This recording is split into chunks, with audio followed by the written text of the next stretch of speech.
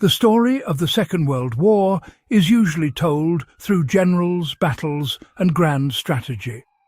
We hear about the Blitz, D-Day, Stalingrad, and Midway. But very rarely do we hear about bread. Not the kind served at state dinners or rationed in neat slices on the home front, but a dense, dark, wholemeal loaf that quietly kept millions alive during Britain's darkest years. It wasn't glamorous. It wasn't popular. In fact, many people hated it. And after the war, it was quietly pushed aside, almost erased from public memory.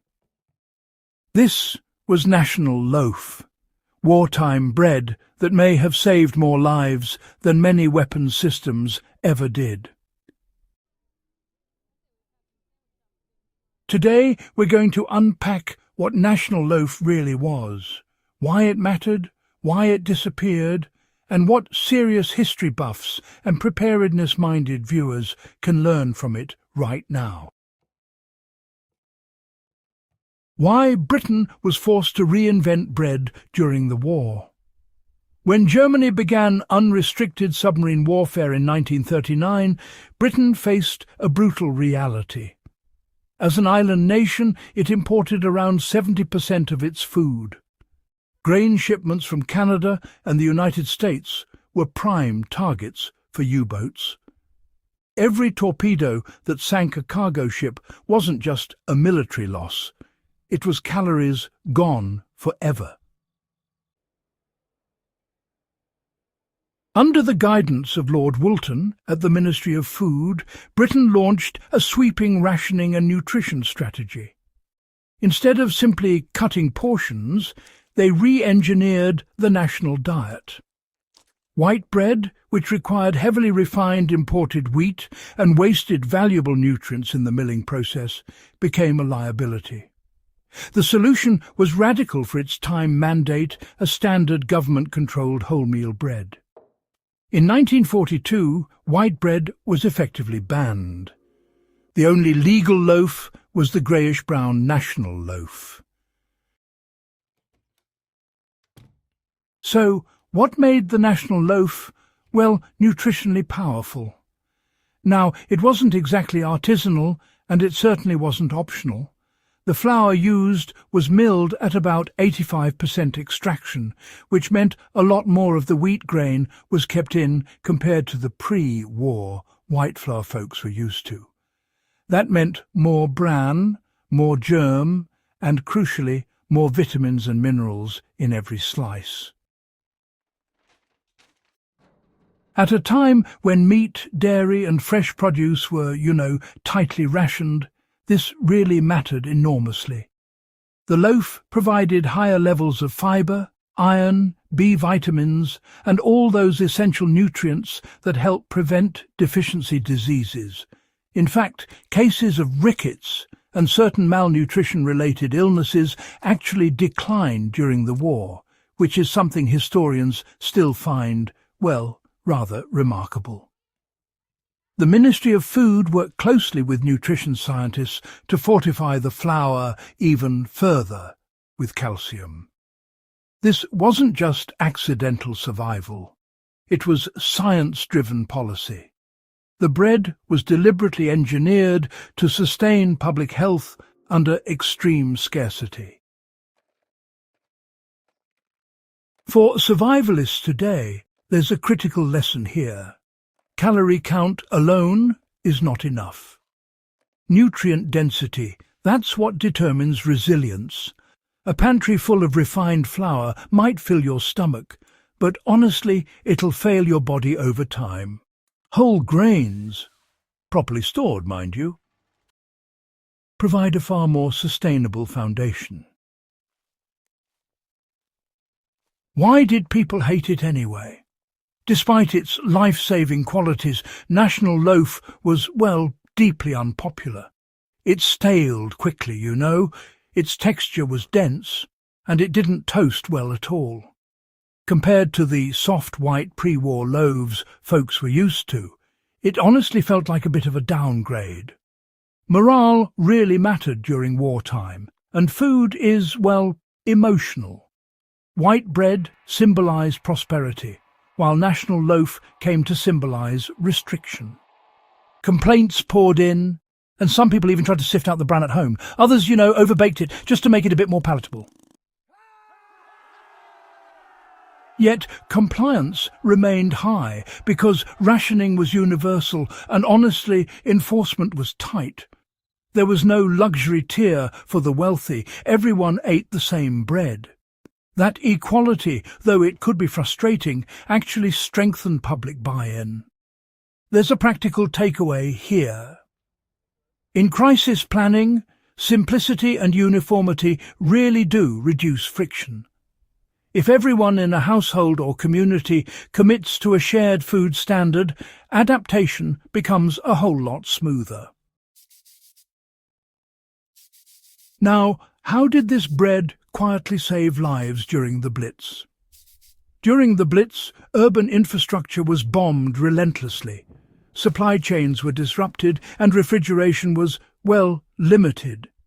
People sheltered in underground stations while cities burned above them. National Loaf provided stable, predictable nutrition that required no refrigeration and minimal preparation. It paired with rationed spreads, powdered eggs, and vegetable soups grown in victory gardens. In the end, it became the backbone of caloric survival. Data from wartime Britain shows that, despite extreme hardship, the general population's health did not collapse. In fact, in some measures, it actually improved compared to the 1930s Depression years. The structured rationing system, anchored by nutrient-dense staples like the national loaf, stabilized society. For modern preparedness enthusiasts, this really underscores a key principle. Resilient food systems rely on shelf-stable, high-nutrition staples that can be produced domestically at scale. Whole grain flour, oats, dried legumes. These are strategic assets, not just pantry fillers. Why we were told to forget it after victory. When the war ended in 1945, Britain didn't immediately return to abundance. In fact, rationing continued for years. Bread rationing itself was introduced after the war in 1946. National loaf remained mandatory until 1956. But culturally, people wanted distance from wartime austerity. White bread returned as a symbol of recovery and modernity.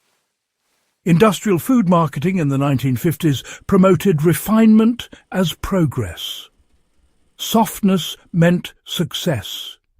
The grey wartime loaf became a reminder of hardship. Governments too preferred narratives of technological triumph over stories of disciplined rationing. It's just more inspiring to celebrate Spitfires and codebreakers at Bletchley Park than to highlight government-mandated wholemeal bread, isn't it? As a result, National Loaf faded into obscurity, despite being one of the most successful public health interventions of the war. So, how do you apply these lessons in your own preparedness planning? Well, first, prioritize whole grains over refined ones in long-term storage. Wheat berries, properly sealed in mylar with oxygen absorbers, can last for decades, honestly. Milling flour fresh preserves nutrients in ways pre-ground flour simply cannot. Second, learn to bake simple wholemeal bread now, not during a crisis. Start with an 80 to 90% whole wheat ratio. Adjust hydration upward since bran absorbs more water and expect a denser texture. It's just part of the process. Practice really does improve palatability. Third, focus on nutrient layering. Pair whole grains with stored legumes like lentils or split peas to create complete proteins. During the Second World War, this sort of complementary pairing was common in soups and stews. Fourth, accept that morale and taste matter. Experiment with fermentation methods like sourdough, which can improve the texture and digestibility of whole grain loaves, a technique widely used across Europe during the war. Finally, study food policy history seriously. Wartime Britain proved that centralised planning, guided by nutritional science, can really outperform market chaos in crisis. Whether you're building personal resilience or studying national strategy, food logistics deserve as much attention as military hardware. Why does this story still matter for serious history enthusiasts? Well, the Second World War was fought not just on battlefields, but in bakeries, kitchens and fields. National Loaf represents the intersection of science, policy and civilian endurance. It demonstrates that survival isn't always dramatic. Sometimes it's dense, brown and quietly effective. If you care about real history, the kind that explains how societies actually endure, this story is essential. It challenges comfortable myths and reminds us that resilience is built from the ground up, often literally from grain. If this deep dive into overlooked wartime strategy added something new to your understanding, subscribe to the channel and share this with fellow history and preparedness enthusiasts. There are countless forgotten lessons from the Second World War that still shape how we survive today. And we're just getting started.